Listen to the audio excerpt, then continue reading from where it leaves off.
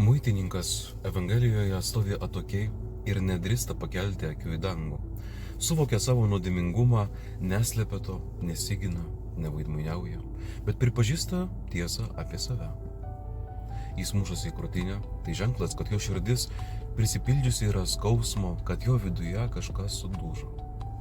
Širdis Biblijoje buvo laikoma vieta, kur gimsta visos mintis, troškimai ir yra daromi sprendimai. Taip pat tai vieta, iš kur kyla ir nuodėmė. Mušdamasis į krūtinę jis sako: viešpatie, čia yra šaltinis mano klaidų, čia mano širdyje. Trokštų išgydymo, trokštų vėl atrasti ryšį su tavimi.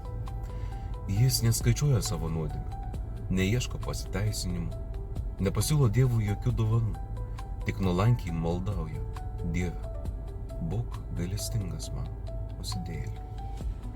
Ir būtent tada Dievas pažvelgia į jį su meile, atleidžia ir atnaujina su juo draugišką savo ryšį. Tai ne gestas nevilties, bet durys į naują pradžią, kur yra atstatomas ryšys su Dievu, santykis su Dievu. Palaimintos jums dienos.